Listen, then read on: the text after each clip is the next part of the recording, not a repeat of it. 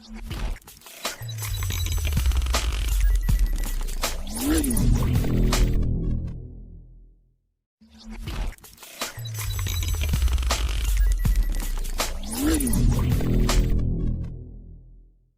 everyone, welcome to Sanu's Biotec Academia. നമ്മൾ ഇന്ന് നോക്കാൻ പോകുന്ന ടോപ്പിക് യൂക്കാരിയോട്സിലെ ട്രാൻസ്ലേഷനിലെ ടെർമിനേഷൻ സ്റ്റേജ് ആണ്.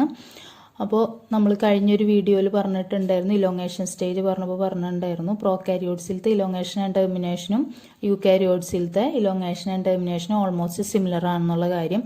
അപ്പോൾ ആ വീഡിയോസ് കണ്ടിട്ട് വേണം ഇതിലോട്ട് വരാനായിട്ട്, എന്നാലേ എല്ലാം ക്ലിയർ ആയിട്ട് മനസ്സിലാവുള്ളൂ. അപ്പോൾ നമുക്കറിയാം സ്റ്റോപ്പ് കോഡോൺസ് വന്നിട്ടുണ്ടെങ്കിൽ സ്റ്റോപ്പ് കോഡോൺസിന് കോംപ്ലിമെൻ്ററി ആയിട്ടുള്ള അമിനോസൈൽ TRNA അവൈലബിൾ അല്ല. അതുകൊണ്ടാണ് ടെർമിനേഷൻ എന്ന് പറയുന്ന ഒരു പ്രോസസ്സ് നടക്കണമെന്നുള്ളത്. അപ്പോൾ ഞാനിവിടെ എഴുതിയിട്ടുണ്ട് UAG, UGA, UAA.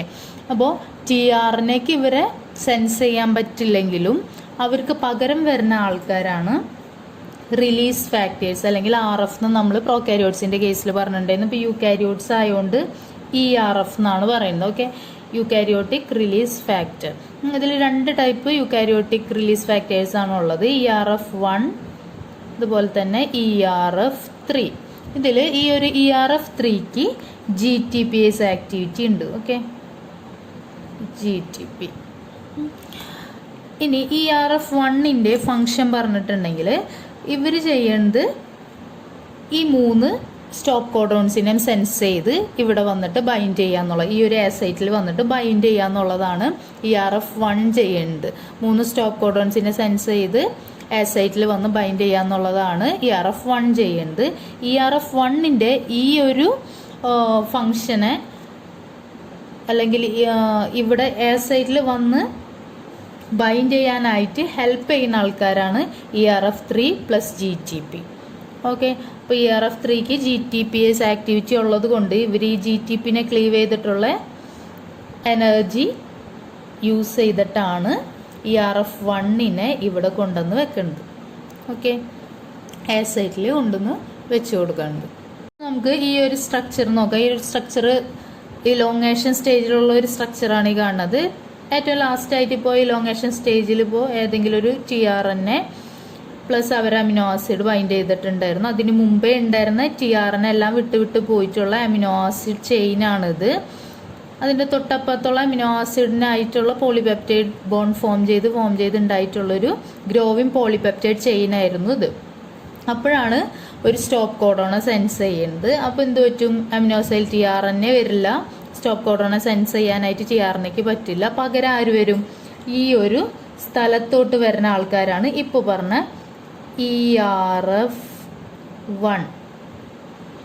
അതുപോലെ തന്നെ ERF1നെ കൊണ്ടുവരുന്നത് ആരായിരുന്നു, ERF3 വിത്ത് GTP.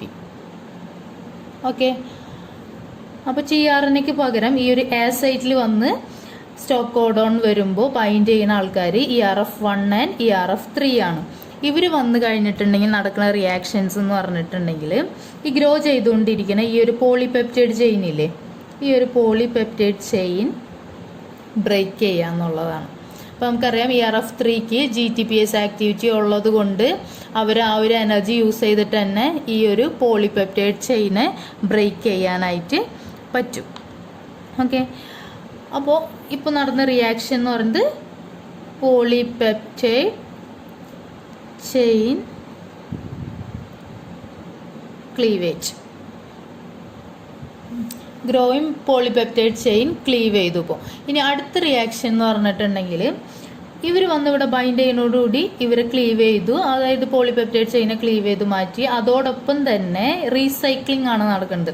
റീസൈക്ലിംഗ് എന്ന് പറഞ്ഞിട്ടുണ്ടെങ്കിൽ നമുക്കറിയാം ട്രാൻസ്ലേഷന് മുമ്പേ ലാർജ് സബ് യൂണിറ്റ് വേറെ സ്മോൾ സബ് യൂണിറ്റ് വേറെ ആയിട്ടായിരുന്നു ഇരുന്നിരുന്നത്. അതുപോലെ തന്നെ ട്രാൻസ്ലേഷൻ ഫാക്ടേഴ്സ് എല്ലാവരും തന്നെ ഇപ്പോൾ ഇതിൽ തന്നെ പറയുന്ന ആൾക്കാർ RF1 RF3 അങ്ങനെയുള്ള ആൾക്കാർ. അതുപോലെ ഓരോ സ്റ്റേജിലും ഓരോ ട്രാൻസ്ലേഷൻ ഫാക്ടേഴ്സ് ഉണ്ട്. ഈ എല്ലാ ഫാക്ടേഴ്സിൻ്റെ റീസൈക്ലിംഗ് ആണ് നടക്കുന്നത്.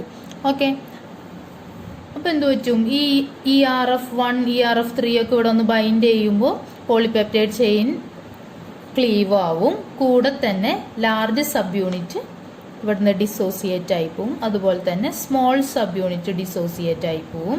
mRNA-യിൽ നിന്നൊക്കെ ഡിസോസിയേറ്റ് ആയി എല്ലാവരും സെപ്പറേറ്റ് ആയിട്ടിരിക്കും. അതെന്തിനു വേണ്ടിയിട്ട്? അടുത്ത റൗണ്ട് ട്രാൻസ്ലേഷന് വേണ്ടിയിട്ടാണ്. ശരിക്കും ഓരോ റൗണ്ട് ട്രാൻസ്ലേഷനിൽ പുതിയ ആൾക്കാരുണ്ടാവണമല്ല. ഇവരെല്ലാവരും തന്നെ റൈബോസോംസ് ആണെങ്കിലും അതുപോലെ ട്രാൻസ്ലേഷൻ ഫാക്ടേഴ്സ് ആണെങ്കിലും ഇവരെല്ലാവരും റീസൈക്ലിംഗ് ചെയ്യുന്നത്. ഓക്കെ, അപ്പോൾ അവരുടെ ഒരു റീസൈക്ലിങ്ങും കൂടാതെ പോളിപെപ്റ്റൈഡ് ചെയിൻ ക്ലീവേജും ആണ് ഈ ഒരു ടെർമിനേഷൻ സ്റ്റേജിൽ നടക്കുന്ന റിയാക്ഷൻസ്.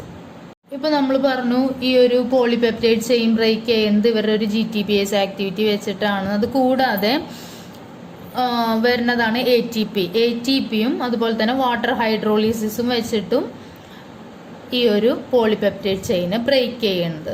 വാട്ടർ മോളിക്യൂളിനെ യൂസ് ചെയ്തും അതുപോലെ തന്നെ ATPയും യൂസ് ചെയ്തിട്ട് ഈ ഒരു പോളിപെപ്റ്റൈഡിനെ ബ്രേക്ക് ചെയ്യുന്നുണ്ട്.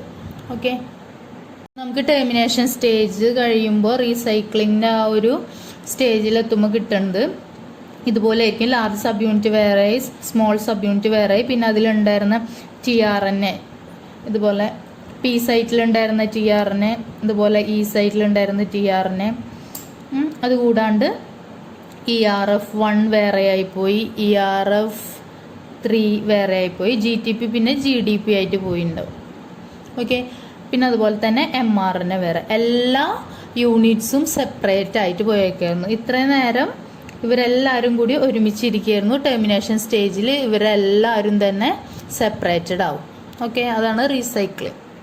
ഓക്കെ, അപ്പോൾ ഒന്ന് സമ്മറൈസ് ചെയ്ത് പറയുകയാണെങ്കിൽ ടെർമിനേഷൻ എന്ന് പറയുമ്പോൾ ഏതെങ്കിലും സ്റ്റോപ്പ് കോഡോണ് വന്നിട്ടുണ്ടെങ്കിൽ സ്റ്റോപ്പ് കോഡോണിന് കോംപ്ലിമെൻ്ററി ആയിട്ടുള്ള അമിനോസൈൽ tRNA അവൈലബിൾ അല്ല. അപ്പോൾ അവർ വരില്ല.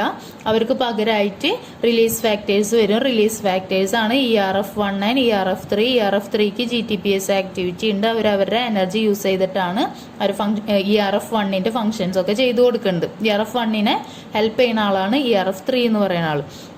ഓക്കെ, ഈ ഒരു ടെർമിനേഷൻ സ്റ്റേജിൽ നടക്കുന്ന രണ്ട് കാര്യങ്ങളാണ് ഗ്രോവിംഗ് പോളിപെപ്റ്റൈഡ് ചെയിൻ്റെ ക്ലീവേജ്, അതുപോലെ തന്നെ recycling of all sub units and factors in translation termination.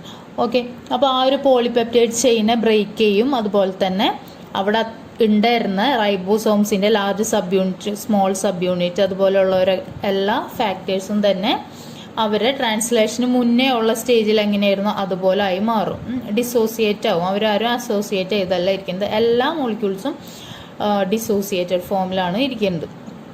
Okay, അപ്പോൾ ഇത്രയുമാണ് നമ്മൾ ട്രാൻസ്ലേഷനിലെ ടെർമിനേഷൻ സ്റ്റേജ് ഇൻ യൂക്കാരിയോട്സ് പറയുന്നത്.